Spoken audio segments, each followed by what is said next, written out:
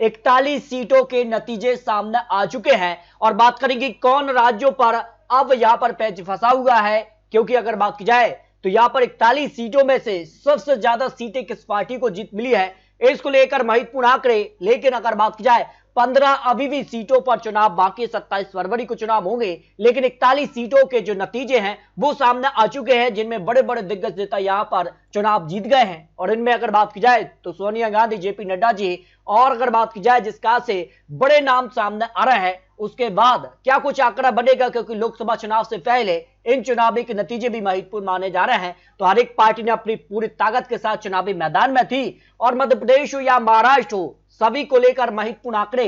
आखिर कहां से कौन जीता है? राजस्थान से सोनिया गांधी उम्मीदवार थी और वो यहां पर चुनाव जीत गई हैं, जबकि टीएमसी ने भी 4 उम्मीदवार अपने उतारे थे, तो उसके भी रिजल्ट सामने आ चुके हैं। और यहां पर 56 सीटों में से 41 सीटों के नतीजे सामने आ चुके हैं। 41 सीटों में से यहां पर बीजेपी को कितनी सीटों पर जीत मिली है, कांग्रेस और रानी के पक्ष में कितनी सीटों पर जीत रही है, अगर बात की जाए तो महाराष्ट्र में यहां पर 6 उम्मीदवार यहां पर चुनावी मैदान में थे। 6 सीटों में से 5 सीटों पर एनडीए ने गठबंधन के तौर पर जीत हासिल की है, जबकि 1 सीट कांग्रेस के पक्ष में रही है। और बात की जाए तो जिसका से यहां पर माना जा रहा था कि मध्य प्रदेश में भी यहां पर जो है 5 सीटों पर राज्यसभा चुनाव हुए थे, 4 सीटों पर भारतीय जनता पार्टी, जबकि 1 सीट कांग्रेस के पक्ष में रही है, जो नतीजे यहां पर घोषित कर दिए गए हैं। जबकि राजस्थान को लेकर भी 3 सीटों पर चुनाव हुए हैं, तीनों सीटों के नतीजे घोषित कर दिए गए हैं। 2 सीटों पर भारतीय जनता पार्टी, जबकि 1 सीट कांग्रेस ने जीत हासिल की है। कांग्रेस से बड़े उम्मीदवार सोनिया गांधी थी और उन्होंने यहां पर जीत हासिल की है। जबकि अगर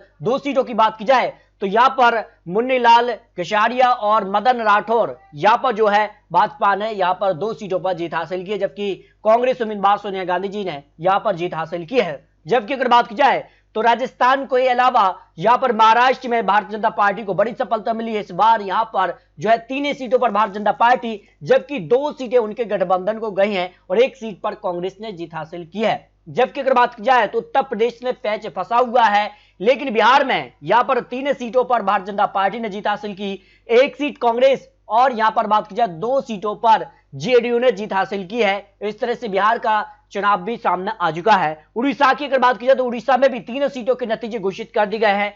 3 सीटों में से यहां पर 2 सीटों पर बीजू जनता दल और 1 सीट भारतीय जनता पार्टी के बड़े उम्मीदवार यहां पर अश्विनी वैष्णव ने भी जीत हासिल की है। तो इस तरह से अगर बात की जाए तो उड़ीसा को लेकर भी रिजल्ट सामने आ चुके हैं।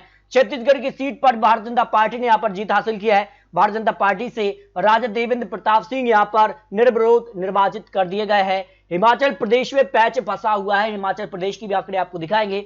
इसके अलावा अगर बात की जाए हरियाणा की 1 सीट पर भी भारतीय जनता पार्टी ने जीत हासिल की है। भारतीय जनता पार्टी की तरफ से अगर बात की जाए तो सुभाष बराला राज्यसभा के लिए निर्वाचित घोषित कर दिए गए हैं। जबकि अगर बात की जाए आंध्र प्रदेश की 3 सीटों पर अगर बात की जाए तो तीनों सीटों पर वाईएसआर कांग्रेस पार्टी को जीत मिली है। और तेलंगाना की 3 सीटों में से 2 सीटों पर कांग्रेस और 1 सीट पर बीआरएस को जीत मिली है, जो नतीजे यहां पर घोषित कर दिए गए हैं। जबकि उत्तराखंड की सीट पर यहां पर भारतीय जनता पार्टी के महेंद्र भट्ट को जीत मिली है। इस तरह से अगर बात की जाए तो इन राज्यों के लिए नतीजे आ गए हैं, लेकिन पैच फंसा हुआ है उत्तर प्रदेश की 1 सीट पर, क्योंकि 10 सीटें खाली हुई है और 11 उम्मीदवार चुनावी मैदान में हैं। क्योंकि समाजवादी पार्टी ने 3 उम्मीदवारों में जय बच्चन, रामजी लाल सुमन, आलोक रंजन को चुनावी मैदान में उतारा, जबकि भारतीय जनता पार्टी ने 8 उम्मीदवार उतारे हैं। लेकिन नंबर और गणित कहता है कि यहां पर समाजवादी पार्टी को अपनी तीसरी सीट के लिए यहां पर जो है 111 यहां पर जो है विधायकों की जरूरत है, उनके पास 108 ही है। ऐसे में 3 विधायक की और जरूरत पड़ जाती है।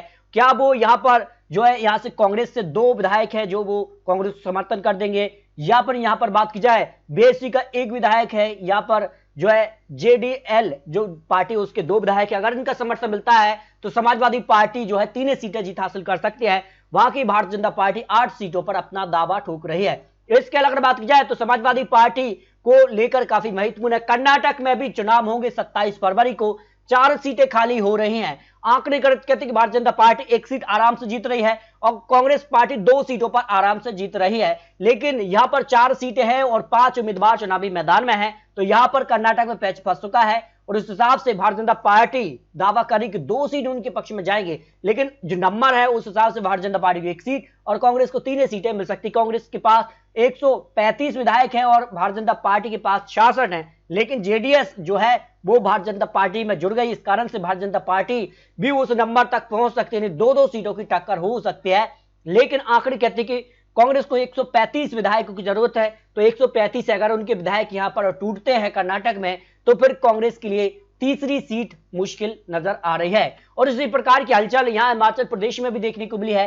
हिमाचल प्रदेश की अगर बात की जाए तो यहां पर जो है 1 सीट खाली हुई है और वो भारतीय जनता पार्टी की खाली है, लेकिन नंबर में अगर बात की जाए तो भारतीय जनता पार्टी के पास 25 विधायक है, कांग्रेस के पास 40 है, लेकिन एक भारतीय जनता पार्टी उम्मीदवार यहां चुनावी मैदान में है, जबकि एक कांग्रेस के उम्मीदवार है। आंकड़े गणित के हिसाब से कांग्रेस का पलड़ा भारी है, लेकिन भारतीय जनता पार्टी ने अपने उम्मीदवार उतार कर, यानी भाजपा ने नेता हर्ष महाजन को चुनावी मैदान में उतारा, उसके बाद यहां पर भी पैचे फंस चुका है। इस तरह से अगर बात की जाए तो राज्यसभा को लेकर 56 सीटों में से 41 सीटों के जो नतीजे घोषित हुए हैं, उनमें से अगर बात की जाए भारतीय जनता पार्टी को सबसे ज्यादा 20 उम्मीदवार यहां पर जीते। अब तक जो रिजल्ट है 41 सीटों में से, जबकि 6 सीटों पर कांग्रेस उम्मीदवार जीते हैं। बीजेडी ने यहां पर 2 सीटें, आरजेडी को 2 सीटें, टीएमसी ने 4 सीटें, वाईएसआर कांग्रेस पार्टी ने 3 सीटें, जेडीयू ने भी यहां पर जो है अपने उम्मीदवार जीते हैं। शिवसेना, एनसीपी, बीआरएस ने भी राज्यसभा के लिए 1-1 सीट हासिल की है। इस तरह से अगर बात की जाए तो राज्यसभा चुनाव को लेकर महत्वपूर्ण आंकड़े दिए हैं। अभी भी 15 सीटों के चुनाव नतीजे बाकी हैं, जिनमें से भारतीय जनता पार्टी को कम से कम यहां पर 10 सीटें मिलने का अनुमान दिखाई दे रहा है।